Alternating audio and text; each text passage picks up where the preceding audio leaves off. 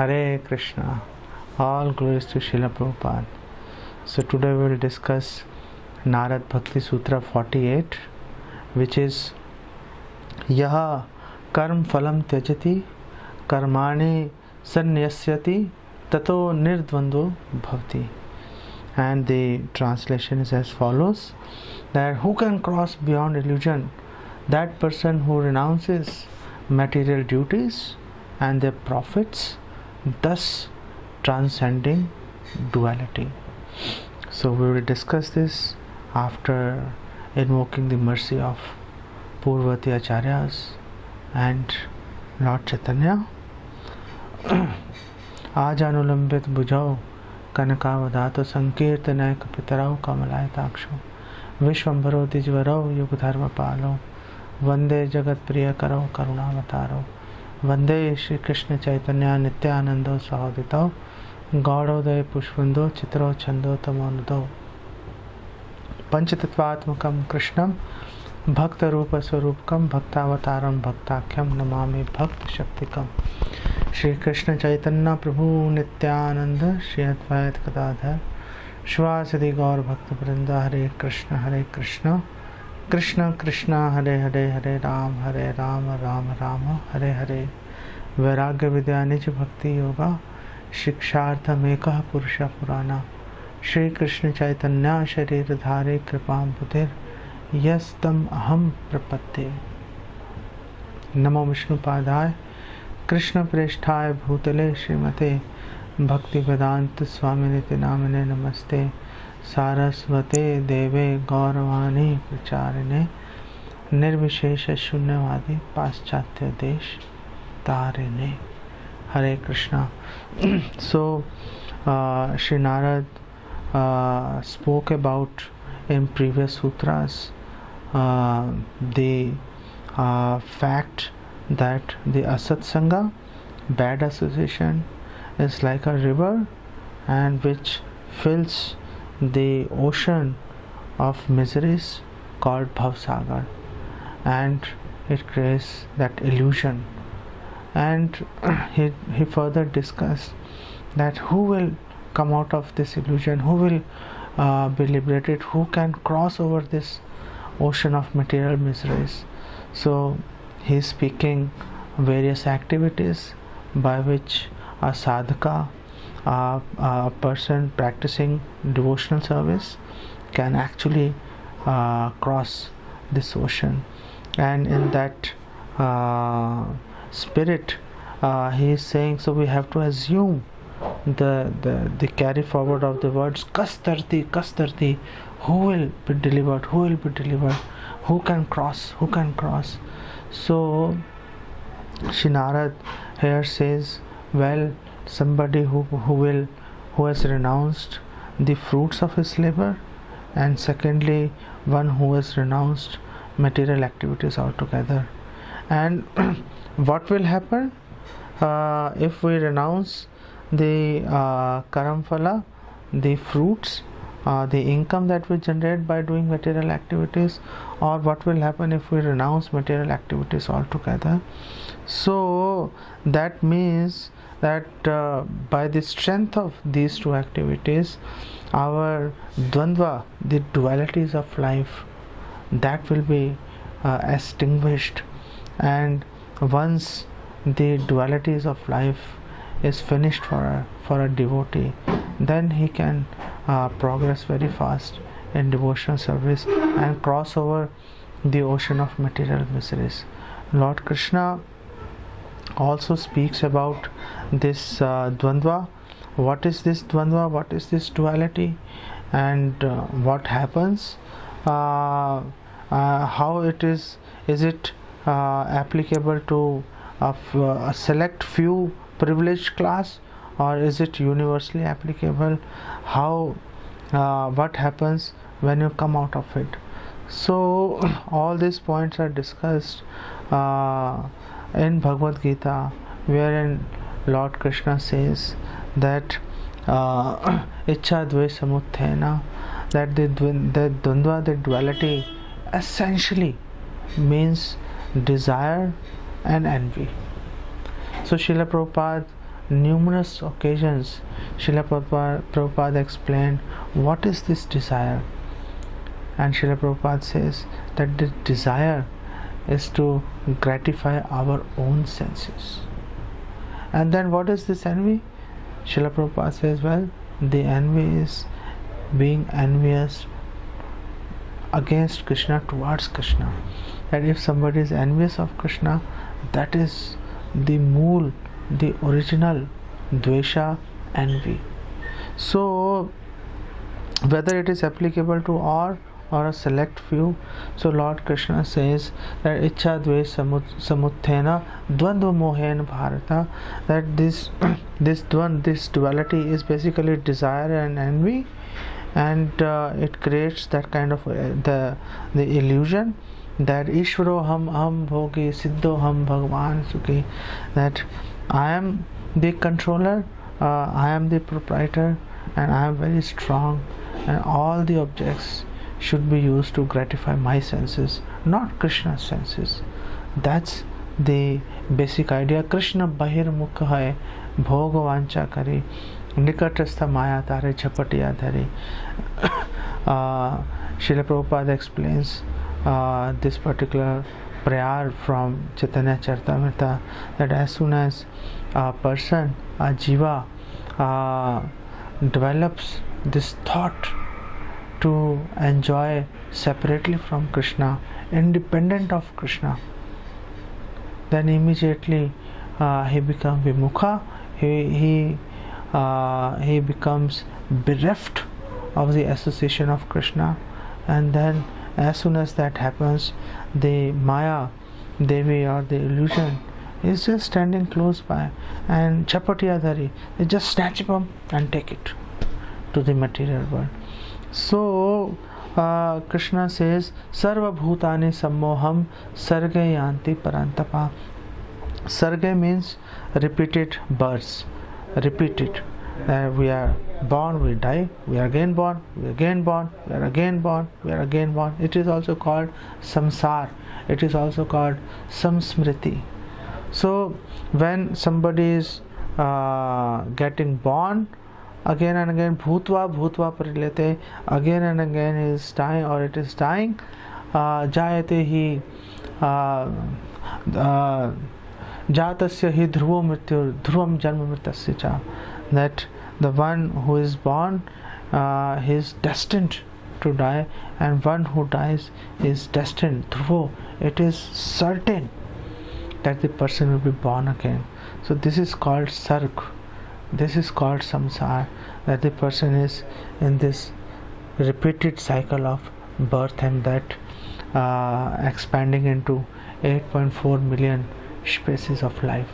So Krishna says, well, everyone born in the material world, they are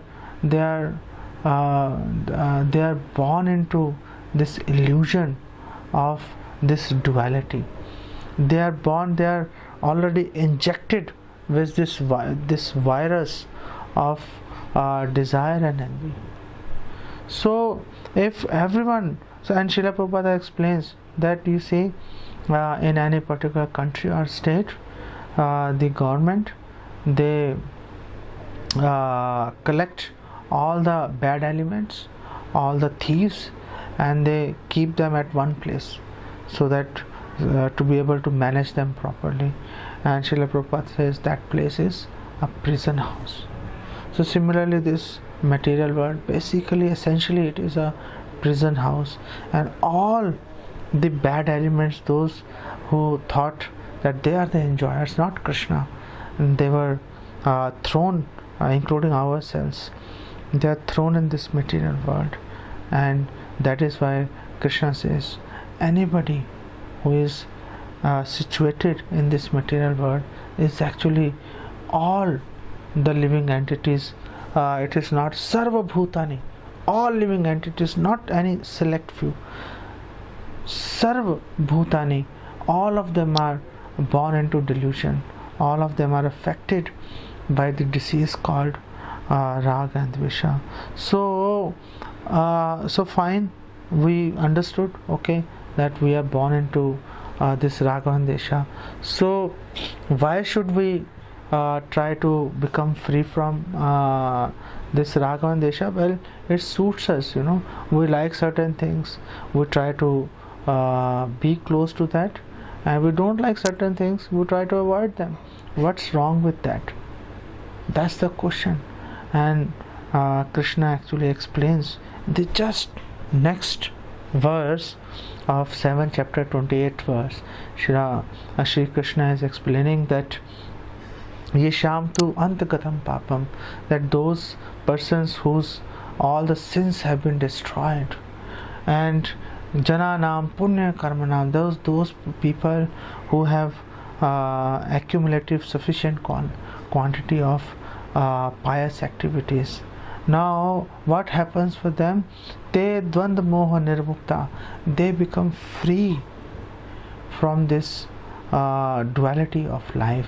They desire and hate, desire and envy, desire and envy, desire and envy. So what happens when they become free of this duality of material life? So Krishna answers, well, as soon as they become free, bhajate mam dridavata. So they engage in worshipping me, in serving me wholeheartedly, with great sankalpa, with great determination. Now it has become apratihata, now it has become uninterrupted, now it cannot be stopped under any circumstances. Why? Because all the sins have been destroyed. Why? Because we have sufficient quantities of pious activities. So suppose some devotee, some person engages in devotion service, he is chanting, following regulative principle, still we find that there are many obstacles that person faces in execution of devotion service. Well, what is that? That is basically your own past sinful life that is catching up with you. That means there are still traces of sinful life that is left. So what to do? So Lord Brahma suggests the answer in 10th canto of Bhagavatam 14th chapter 8th verse, wherein he says, Bhunjan ev atmakritam vipakam. Well, you tolerate that, and you with equanimity, with peace of mind, you tolerate, you go through the motion. You must understand, ev atmakritam vipakam, that is my own sins that are catching up with me. So who should I go and blame? Only I have myself to be blamed. So what's the point? So the person who is intelligent, that person actually without any lamentation, that person actually goes through the motion. He suffers, he tolerates the obstacles, and continue to chant the holy name of Krishna, continue to serve Krishna. So bhajte mam dridavita, that is the objective, that we want to be engaged in the service of Krishna 24 hours. So how to do that? Krishna answers, well, you have to be free from dualities, and that's what here Sri Narad is saying, that you become free from dualities. But how do we do that? Well, there are two things you can do. You either give up the fruits of your actions, or you stop performing any material activities at all. That's what you have to do to become free from dualities. But the question arises that this person can become free from dualities even in the impersonal conception of God. Brahmbhuta prasannatma na shochati na kankshati sama sarveshu bhuteshu mad bhakti lavate param. At the Brahmbhut stage and the impersonal conception, while the person becomes free from duality and feels happy. But Bhagavatam says that even though the person feels happy, he is free from dualities, but because that bija, that seed is not destroyed. What is that seed? avidya, ignorance. And because that seed is not destroyed, then again, as soon as there are favorable circumstances, that seed again fructifies and again give rise to raga and dvesha. And Srila Prabhupada says that is why we see so many Mayavadi sannyasis, they start engaging in philanthropic work. I mean, why somebody who knows Brahm Satya Jagan Mithya, if this whole world is mithya, is false, why somebody must engage in philanthropic activities? Doesn't make any sense. But because that beej, that seed of avidya is there, that is why. And once that seed fructifies, that forces the particular vimukta manina, the person who thinks that they are liberated, aruhya krishna padam padam param padam, that a person, he thinks that I have risen to this param padam, this impersonal liberation by the dint of my austerities. Now still, because that person has disregarded anadrit patanti adha anadrit yushmadangraya, because he has disregarded the lotus feet of Krishna, he falls down from that position because of that seed of avidya, ignorance, that raga and dvesh, the attachment, the desire and envy to Krishna. It again arises, finds a suitable place in the heart, and again the person starts acting under the influence of dvandva. He becomes illusioned. So it is not sufficient to be Gyanvan only, to be conversant, to realize the impersonal conception. That essentially is a temporary situation, and very soon, in maybe millions of years or thousands of years, the person falls down from that position. So why should somebody covet such a position which is not eternal, which is not stable, where there is a fear of falling down? And as long as there is a fear of falling down, you cannot be fearless in the true sense of the word. Lord Krishna in Bhagavad Gita chapter 12, he says bhajate mam dradavita, that to engage your mind in 24 hours in my smaran, that is the goal of life. The person should try to achieve that in Bhagavad Gita chapter 12 verse 8. And then Krishna says, however, if you cannot do that, if your current situation, your mental position, or your physical situation, your family situation, whatever, it doesn't allow you to be able to do that, then at least what you can do is, at least you can follow the regulative principles. That you do sadhana bhakti, you chant the rounds that you have committed, which is at least 16 rounds by the way, and you follow the regulative principles, and by doing that you develop the desire to attain me. You have not actually attained, but you have attained the desire to attain me. And once you have the desire to attain, it is not very far there. I mean, it won't take too much of time when you actually attain Krishna. The problem is there is no desire to attain Krishna. That's a big problem actually. And then Krishna in 12th chapter verse 10, he says, well, if you can't even follow the regulative principles, well, okay, try to work for me, engage in some active service, you build temples for me, or you go for book distribution, make garlands for me, you serve the devotees, etc. So at least you do that. Well, I don't have any time for that.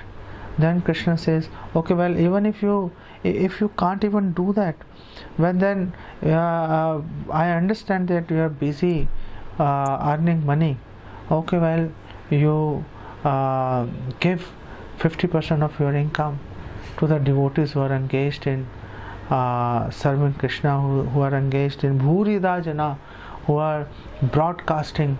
They are so broad minded that they are broadcasting the glories of Krishna across the universe. So you give them money and facilities so that they can utilize that money in the service of Krishna, to propagate the message of Krishna, to make others Krishna consciousness. And then Krishna says, well, okay, now in 12th verse of 12th chapter, so we started from 8th verse, then 9, 10, 11, and now we are talking 12th verse. So there Krishna says, well, okay, if you can't even do that, you can't even give up the fruits of your actions, you cannot even donate, well, okay, at least try to attain jnana, try to understand, try to read the scriptures nicely. And by this reading scriptures, we mean the devotional scriptures, not any material or atheistic scriptures, including scriptures that are glorifying the impersonal liberation. So don't do that. One must engage in learning scriptures, reading scriptures that are actually develop some affinity to serving Krishna, like Bhagavad Gita, Bhagavatam, Chaitanya Charitamrita.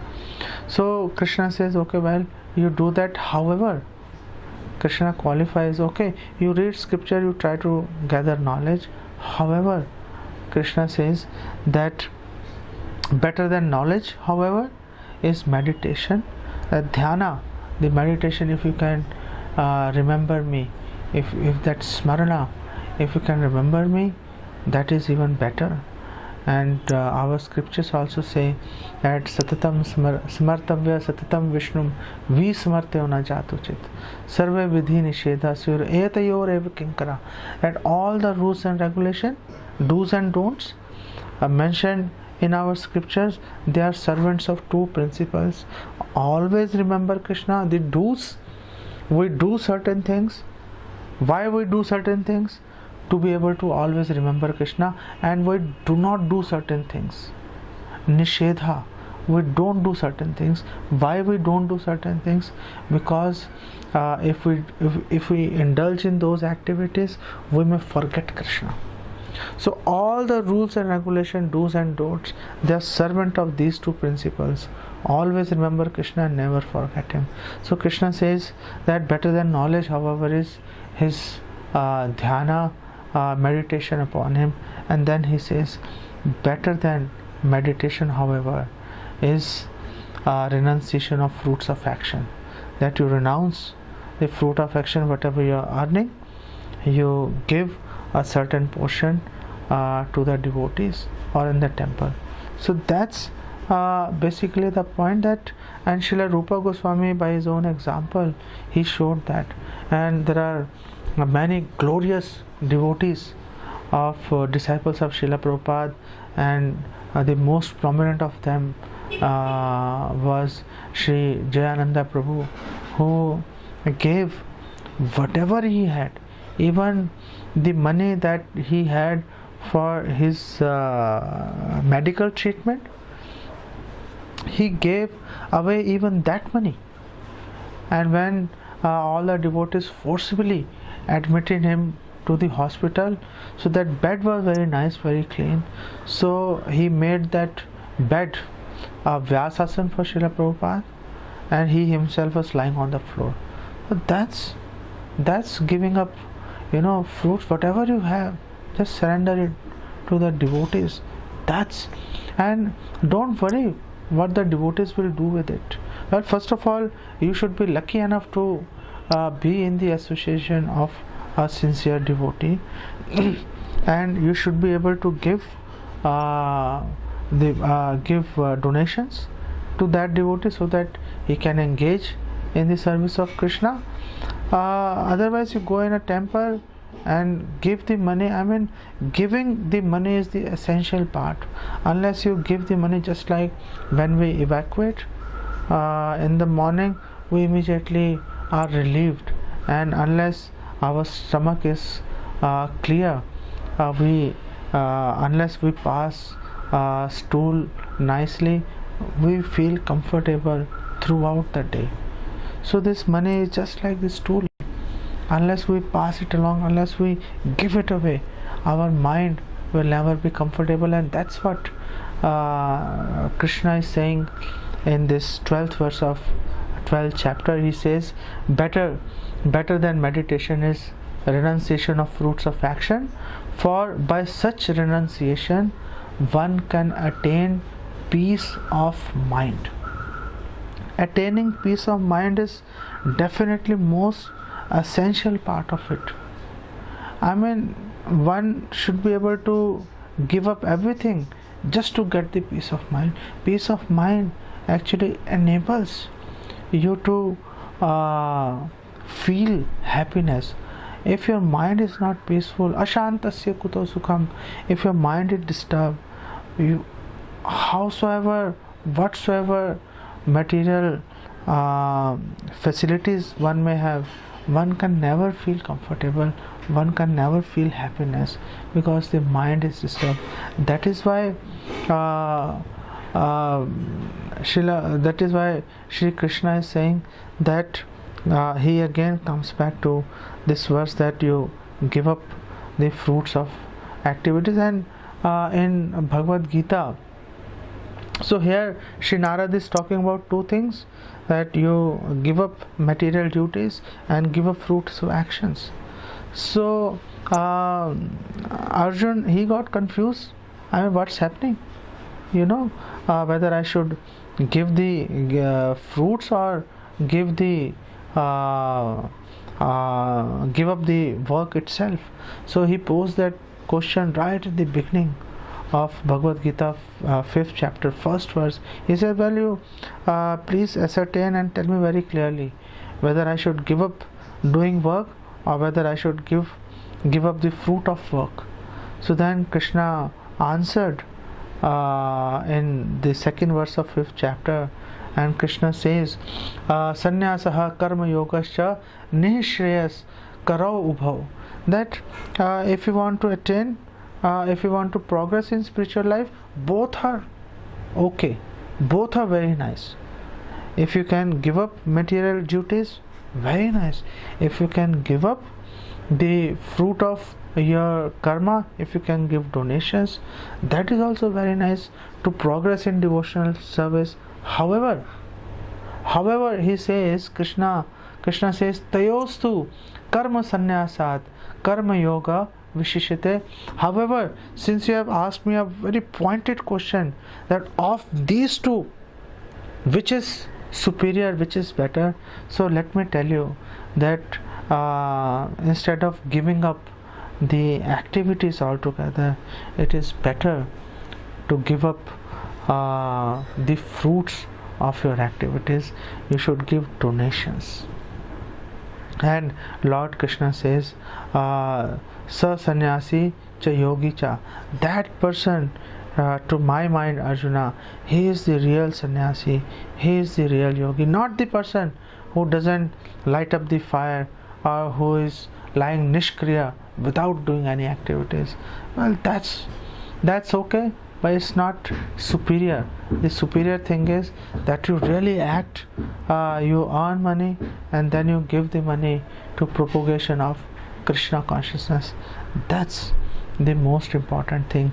And if we look at the life of Srila Raghunath Das Goswami, we see that when Raghunath Das Goswami was in the material life, in family life, he met Lord Nityananda Prabhu in Panihati at Raghav Pandit's house, near his house, and he arranged at the order of Lord Nityananda, he arranged Dahi Chidwa festival for thousands devotees. And because he satisfied Lord Nityananda by doing that, he could come out of this dark well of family life, and he reached Puri, and Lord Chaitanya was very satisfied to see him. And then still, even after going to Puri, Raghunath Das Goswami continued to take money from his family, and he was using the money to serve the Vaishnavas and Lord Chaitanya, and Lord Chaitanya was very satisfied with it. But again, Raghunath Das Goswami, he stopped taking money from his family, and he started begging for his livelihood, and Chaitanya Mahaprabhu was very satisfied with him.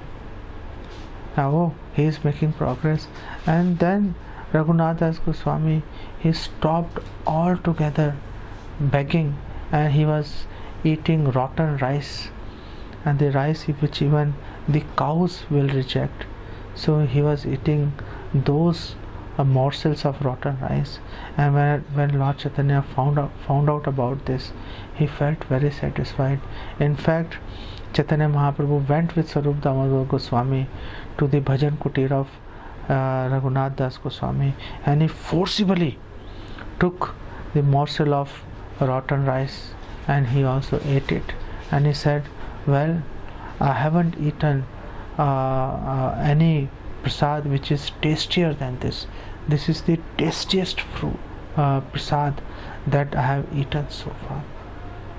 So from the life of Raghunath Das Goswami, we see that if we renounce the fruit of our activities, the money that we get in the service of Vaishnavas, Krishna, then we make rapid progress, and then we rise to a level where we are able to renounce material duties altogether and serve Krishna with one's body, mind and soul. And that's the idea, that we should take tangible steps, tangible actions to progress in devotion life. So to be able to do that, everyone is advised to go and discuss this with their senior Vaishnavas or the Guru, if he is fortunate to have that close association of Guru, and discuss his duty, the immediate action that he should take in his devotional life, and he should actually act upon that, howsoever painful it is. And if one is able to act on that, the advice of senior Vaishnavas and Guru, then like Raghunath Das Goswami, you make rapid progress and you satisfy Krishna, and then Krishna will come one day and he will forcibly snatch prasad, food, from your hands and eat it very happily. That's the goal of life. We will stop here. Many thanks for listening. All glories to Srila Prabhupada. Hare Krishna, Hare Krishna.